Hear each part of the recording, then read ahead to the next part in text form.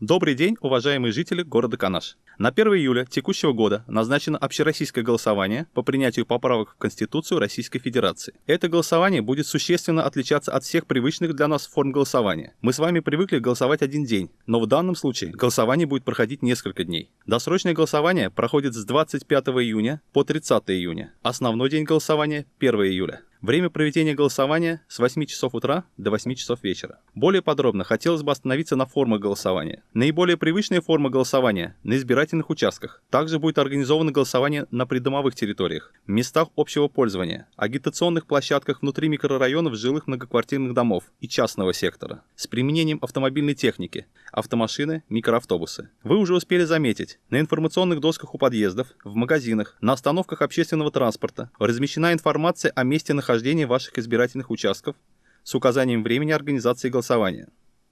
Участковыми избирательными комиссиями принимаются обращения граждан о голосовании вне помещения для голосования. Это относится к категории граждан, которые по какой-либо причине не имеют возможности прийти и проголосовать на избирательном участке. Для принятия участия в голосовании гражданину необходимо иметь при себе документ, удостоверяющий личность. В данном случае это паспорт. Для прохождения процедуры голосования член участковой избирательной комиссии выдаст голосующим бюллетень для голосования. Бюллетень содержит один вопрос. Вы одобряете изменения в Конституцию Российской Федерации?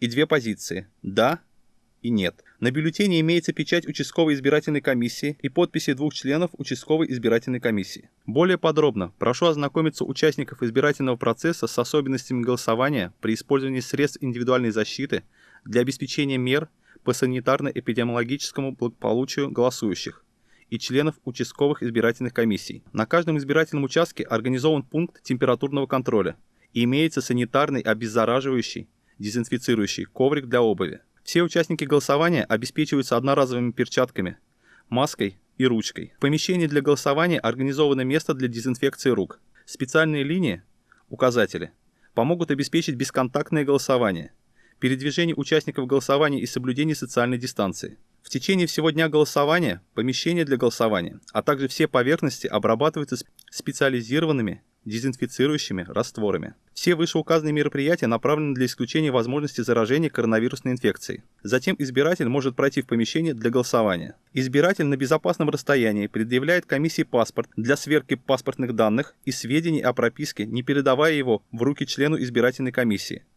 Далее дает расписаться избирателю в списке избирателей за получение бюллетеня и выдает бюллетень для голосования и делает соответствующие отметки о получении избирателем бюллетеня в списке избирателей. Затем избиратель проходит в кабинку для голосования. В кабинке для голосования отсутствует лицевая штора, что также является одной из мер безопасности для профилактики инфекции. После голосования избиратель проходит к урне для голосования, опускает в него заполненный бюллетень. Ящик, урна для голосования должны быть соответствующим образом опечатаны. Голосование на придомовых территориях организовано следующим образом. На открытой площадке установлены столы для работы членов участковой избирательной комиссии. Избиратель подходит для прохождения процедуры голосования, проходит дезинфекцию рук, получает средства индивидуальной защиты, также на безопасном расстоянии предъявляет комиссии паспорт для сверки паспортных данных и сведений о прописке, не передавая его в руки члену избирательной комиссии. Далее дает расписаться избирателю в списке избирателей за получение бюллетеня и выдает бюллетень для голосования и делает соответствующие отметки о получении избирателем бюллетеня в списке избирателей. Далее избиратель проходит к столу, где он может проголосовать, делает соответствующую отметку в бюллетене, опускает лично бюллетень в переносной запломбированный ящик для голосования. Голосование вне помещения для голосования для маломобильных групп населения, людей старшего поколения и лиц старше 65 лет проходит следующим образом. Члены комиссии в соответствии с поступившими в участковую избирательную комиссию заявлениями, обращениями, поданными через родственников, знакомых, социальных работников, телефонными звонками, соблюдая все меры безопасности, проходят по адресам обращений в масках, халатах, перчатках, защитных экранах, дезинфицируют ручки подъездов, дверей квартир, звонки, устанавливают переносной ящик для голосования на лестничной клетке, предварительно упаковывают в пакет для голосующих ручку, одноразовую маску, перчатки, избирательный бюллетень и бланк заявления о голосовании вне помещения. Звонят в дверной звонок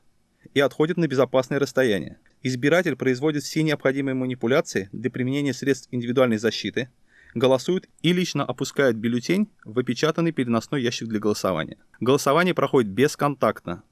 После того, как избиратель опустил бюллетень в переносной запломбированный ящик, члены комиссии направляются по следующему адресу. По всем возникающим вопросам о ходе голосования и работе участковых избирательных комиссий просим обращаться по телефону 8 83 533 2 35 52.